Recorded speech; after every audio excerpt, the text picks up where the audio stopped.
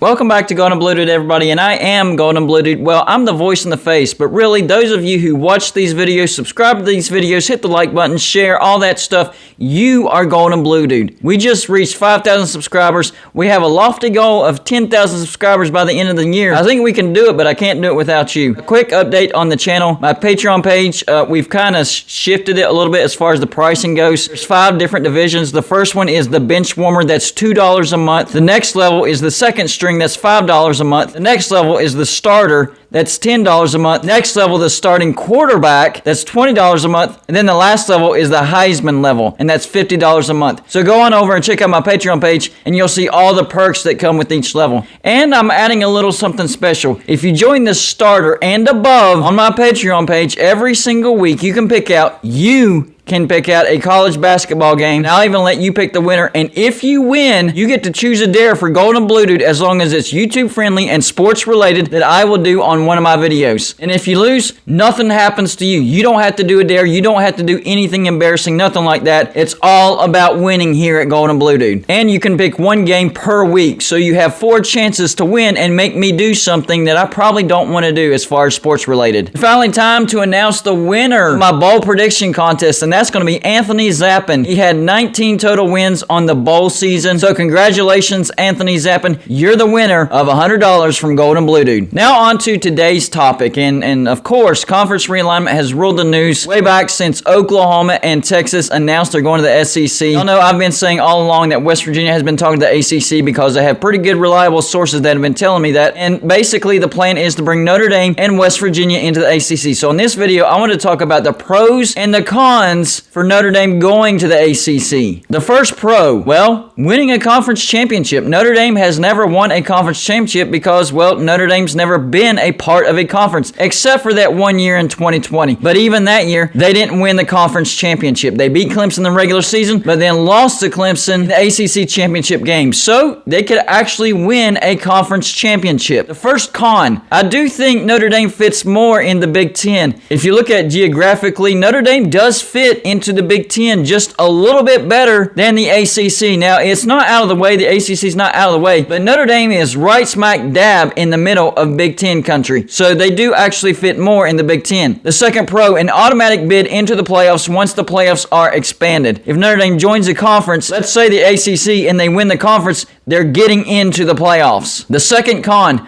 they might have to forfeit playing Navy, Stanford, or USC on a yearly basis. 1 or 2 of those maybe every other year. But then again, the ACC has proposed an alternating schedule for that. But anyways, they still wouldn't be playing all 3 of those teams every single year. And we all know that Notre Dame likes playing Navy, Stanford, and USC. The next pro for Notre Dame joining the ACC. I think the ACC contract would be restructured and the ACC/Notre Dame would make more money. We all know that college football is all about money, so that's a pretty good pro for Notre Dame joining the ACC. The next con, they would be affiliated with one of the weakest conferences. So with that big of a brand joining the ACC, they probably would get a lot of trash talk as far as them joining one of the weakest conferences in football. The next pro, more than likely, they would be able to keep their NBC TV contract. I don't see the ACC making Notre Dame drop that. I think they would allow that. I think that's an incentive, because if you take that away from Notre Dame's going to just flat out tell you no. The next con for Notre Dame joining the ACC, less money than if they were to join the Big Ten. This goes back to them being a better fit in the Big Ten,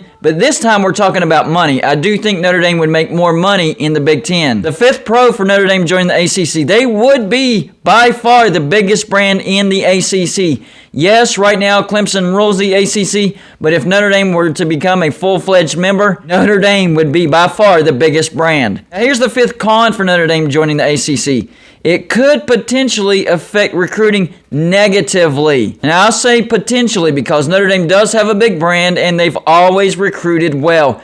But being joined with a weaker conference, it could potentially affect their recruiting negatively. The next pro for Notre Dame joining the ACC, they could actually earn a bye week in playoff expansion. That goes back to them winning the conference. So in some of these proposed playoff expansion plans, if you win your conference and you're one of the higher ranked conference champions, you could actually earn a bye. So that's a pretty good incentive for joining a conference. Next con for Notre Dame joining the ACC.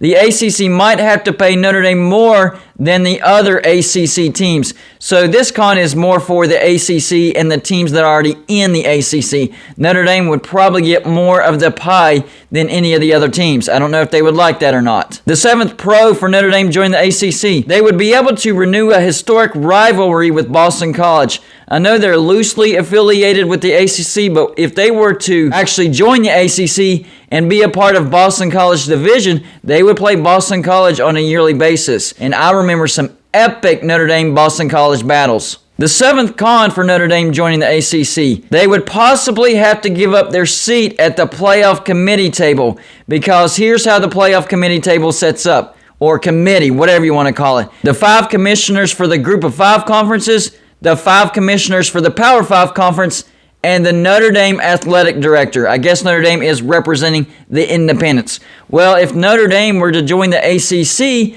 they might have to give up their spot, since now they would be part of the ACC, who already has a seat at the table. The next pro for Notre Dame joining the ACC. They could have more power in the ACC than any other team in the ACC. So that kind of goes back to them making more money than any other team. They also could have more power than any other team. The next con for Notre Dame joining the ACC, they could potentially have more chances to get knocked out of playoff contention. Let's say that Notre Dame is sitting there with 1 loss. They are headed to the ACC championship, and they lose the ACC championship. Well, now they're definitely out. Whereas if they didn't play that ACC championship, they probably still would be at least considered for the playoffs. The 9th pro for Notre Dame joining the ACC. A direct contradiction of what I just said. More opportunities to make the playoffs. So if you win the ACC, you would probably make the playoffs. It's all about winning the ACC championship. 9th and final con for Notre Dame joining the ACC. They could end up in the Atlantic Division, which we know is owned by Clemson. Yes, Clemson didn't win it this year. Wake Forest did. But for the most part, that is Clemson's division, and Notre Dame would definitely have to play Clemson every single year. So in order to get the ACC championship, they probably would have to go through Clemson. The 10th pro for Notre Dame joining the ACC, an easier schedule. So yes, even though they would have another opportunity to actually get knocked out of the playoffs in the ACC championship, at least the schedule leading up to that would be easier. And finally, the last pro for Notre Dame joining the ACC, they could actually end up in the Coastal Division, which is the exact opposite of what I just said about them ending up in the Atlantic. So that could be an either or. Or the ACC could go to pods. You never know. But if Notre Dame ended up in the Coastal, that's a pretty winnable division. So there you go. All my pros and all my cons for Notre Dame joining the ACC. Y'all let me know what you think about this. Hey, did I miss any pros or did I miss any cons? Let me know in the comments section. That's all I got for you for this show. Like and subscribe if you haven't already. And I'll see you on my next show.